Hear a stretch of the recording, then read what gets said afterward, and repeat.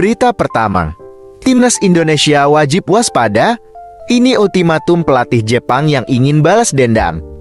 Pelatih Timnas Jepang Hachime Moriyasu memberi peringatan kepada lawan-lawannya di Piala Asia tahun 2023. Hal ini karena Samurai Biru memiliki target untuk bisa meraih gelar juara pada edisi ini. Dalam ajang ini, Jepang bergabung dalam grup D bersama Timnas Indonesia, Irak, dan Vietnam.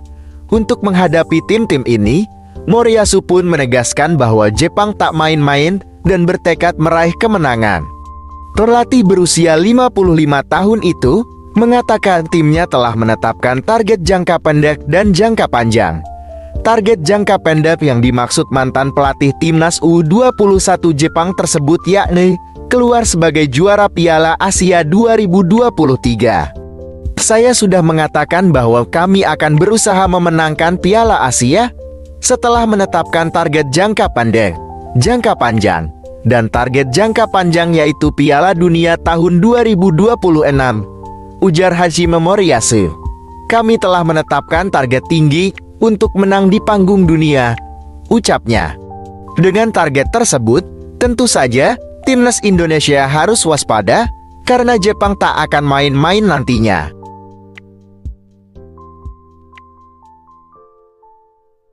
Berita kedua, Rafael Struijk angkat bicara soal lini depan Timnas Indonesia yang masih tumpul. Kami terus kerja keras, striker Timnas Indonesia. Rafael Struijk angkat bicara soal lini depan skuad Garuda yang masih tumpul. Dia dengan tegas memastikan para pemain di Timnas Indonesia terus bekerja keras untuk meningkatkan daya serang dalam persiapan menuju Piala Asia tahun 2023.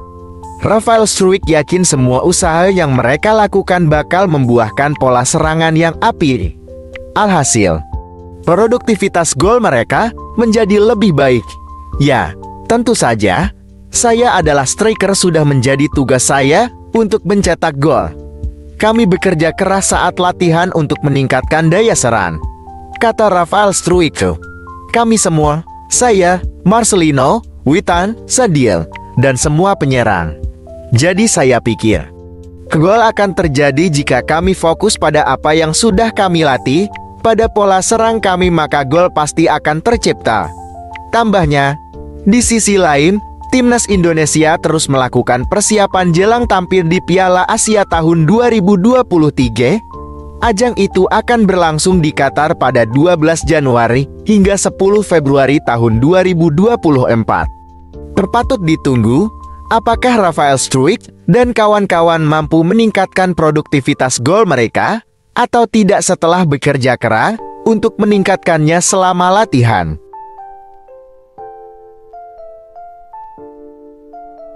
Berita ketiga, Sukardi percaya ternyata inilah satu-satunya tim terbaik di Asia menurut Shin Tae-yong. Ternyata inilah satu-satunya tim terbaik di Asia menurut Shin Tae-yong. Tim tersebut adalah Timnas Jepang.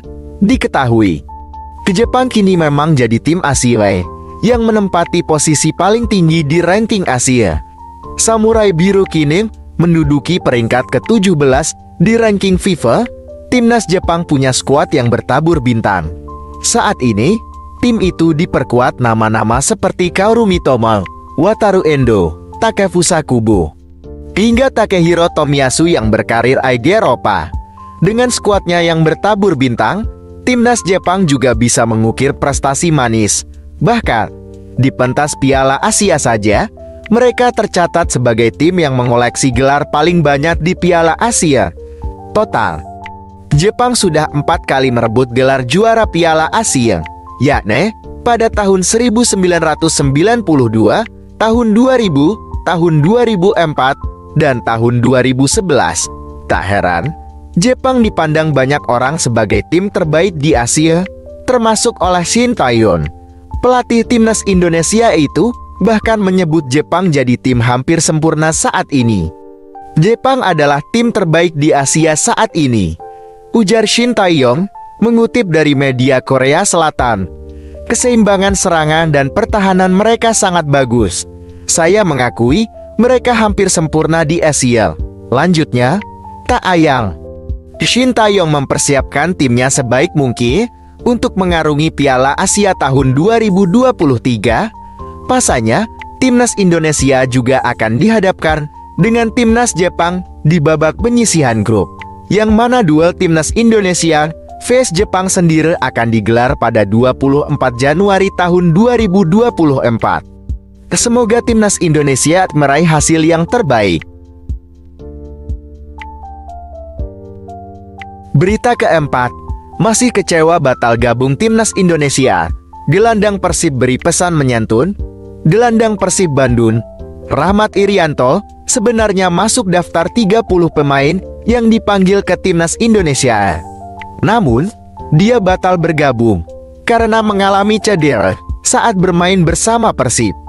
Rahmat Irianto mengaku sedih karena batal membela timnas Indonesia.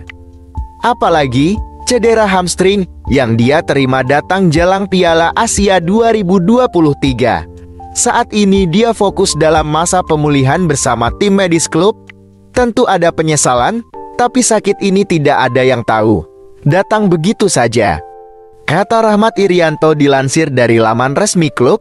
Pemain berusia 24 tahun ini mengakui bahwa dia cukup kecewa tidak bisa tampil di Piala Asia tahun 2023.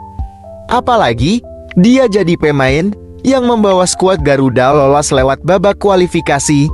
Namun, Irianto percaya Shin Tae-yong sudah mempersiapkan tim dengan maksimal.